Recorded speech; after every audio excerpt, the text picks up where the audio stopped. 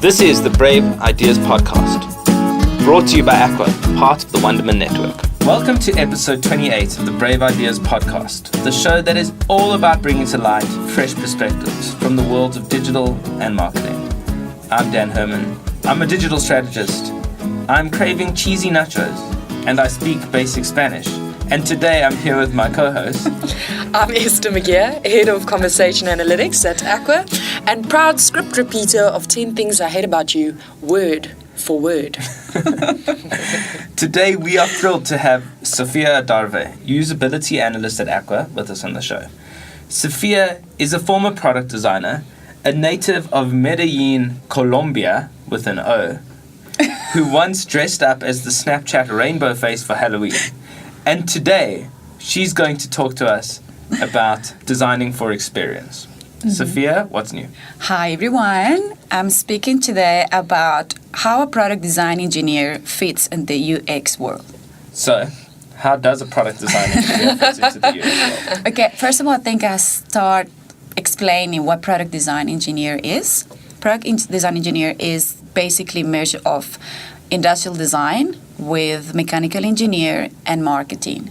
So we basically can design a rocket or a lamp in theory. Wow, that's hot.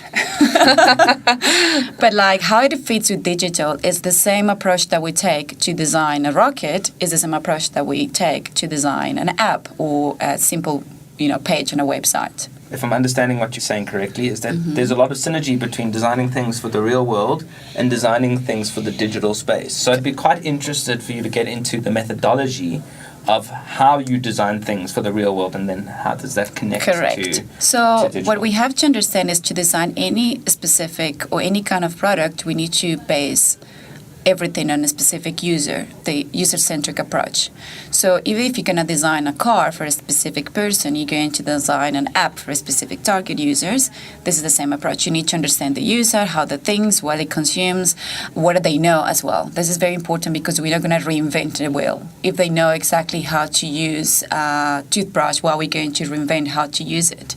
So this is exactly what we were speaking earlier, like before we used to create products for specific needs that the users have every day. But now we design for the experience and how we adapting ourselves to the new requirements the users have.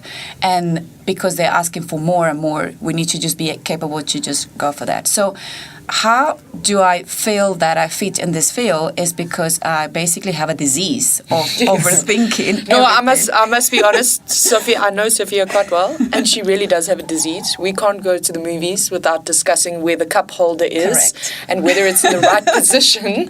Like it's in your mind constantly. So unpack that for us. Yes, like, it's how quite does it uncomfortable fit to into be this around world? me if we go to restaurants or like we go anywhere because I'm always thinking why and how products that's being designed. So this is how we grew up, and that was my career. But so we actually had the opportunity when I was studying to create a car, and the university gave us the engine, and we have to create the chassis, and we have to create everything. But that was specifically for a selected user and a specific need. And then we have to make that a specific task like a pleasant experience. So this is exactly how we do and how do I work here. So what is new for me now is that before I have the physical product experience and now I have to translate that, everything that we're doing in digital. So I just want to pick up on something you're saying, because I mean, obviously I know that you're insane and you're sick, basically. But besides for that, I think what's really interesting about what you're saying is this idea that there's a difference between a need and an experience. And I'd like to unpack that a bit further because I'd like to know why you feel that these two things are distinct. Correct. So before we used to go to the bank and perform a task like transfer money, draw money, etc. And then that was what we thought, that's what we knew. And this is the only way that we thought it was going to be. And we never thought it was uncomfortable or like we just knew and make space in our day to do that. Now we have something new. We can do our banking online and you can do it anywhere you are. This is a new experience. It was basically not a need. No one says we need to do this banking online.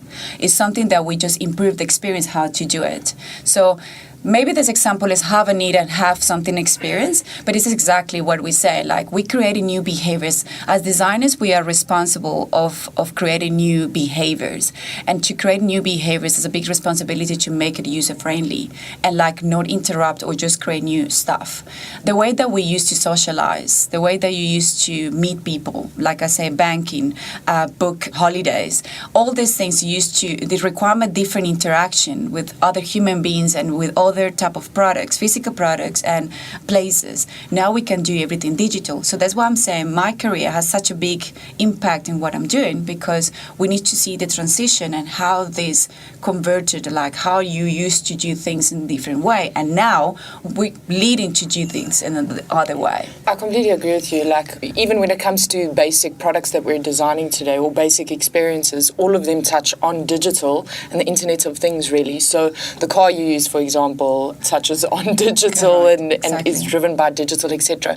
Where do you think currently in the digital space we're missing the mark between product design and designing a simple website, for example? One of the things that we spoke about previously was how we're designing websites because we as the clients want something to happen. We want people to, for instance, log in and purchase a product.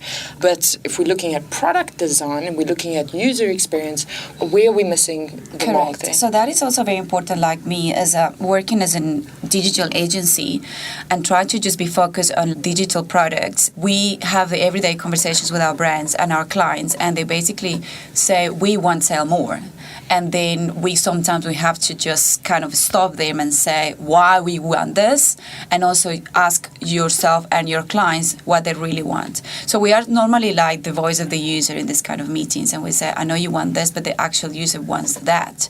So we actually are responsible to even change the routes of the projects when they require to be changed. Change the approach even. Correct, because for example, they say you want a responsive product that works in different devices, but like your user targets are actually not using that specific device.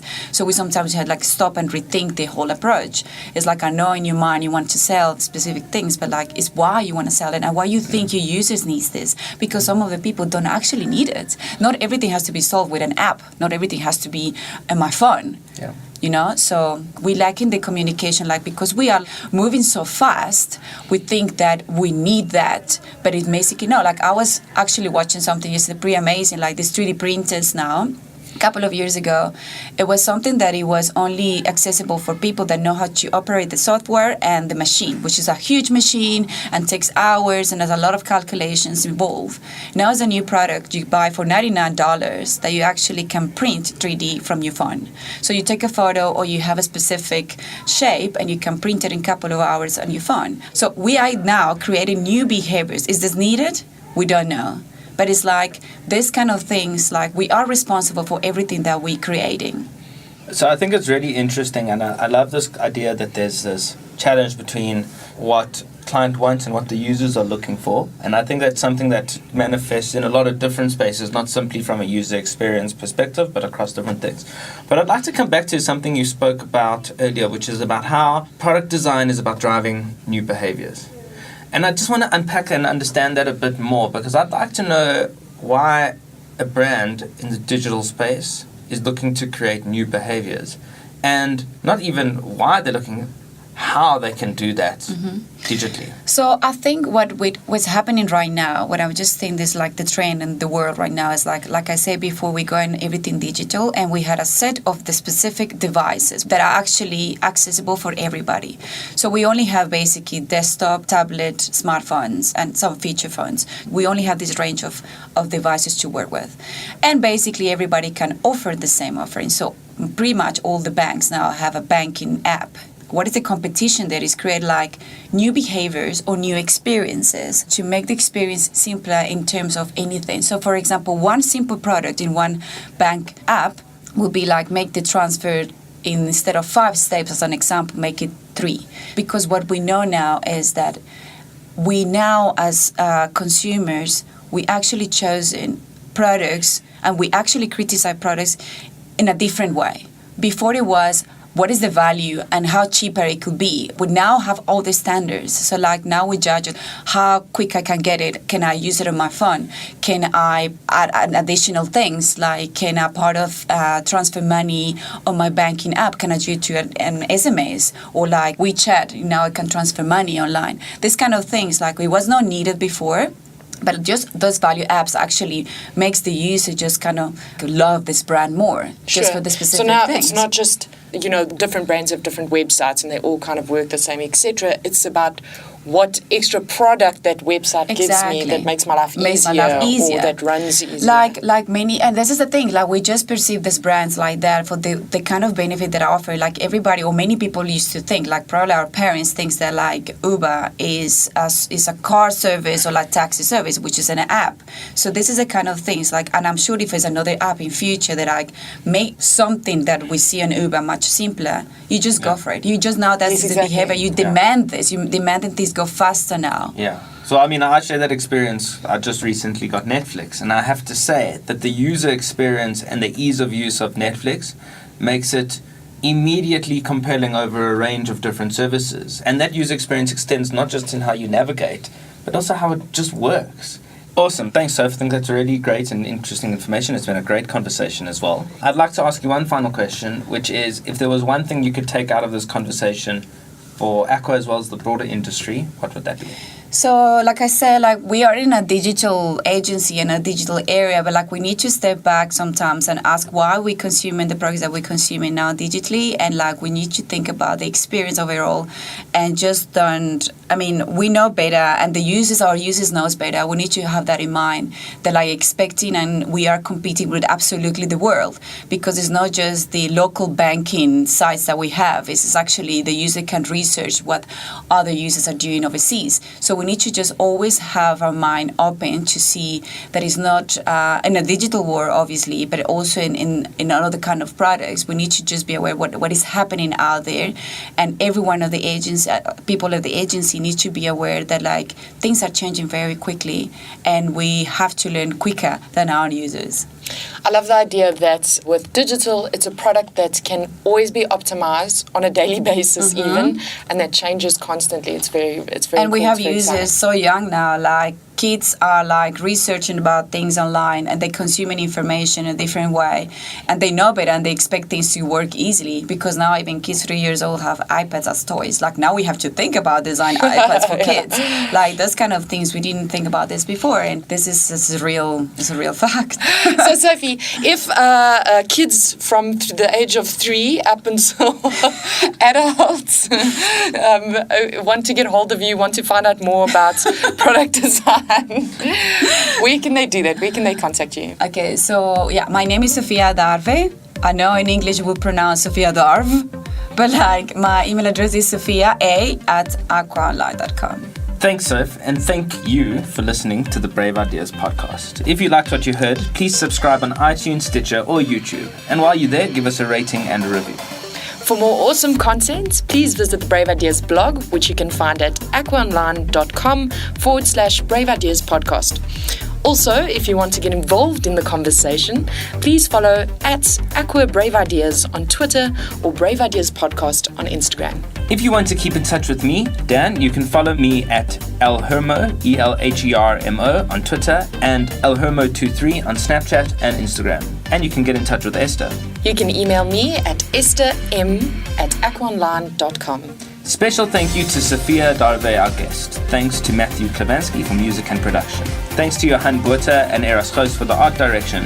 And to our distribution team, Mageshran Sami, Kirsten Wiggle, Helen Semenis, and Sabelo Kanyile. That brings us to the end of the show. We'll leave you with one final thought. There are no original ideas, only original people.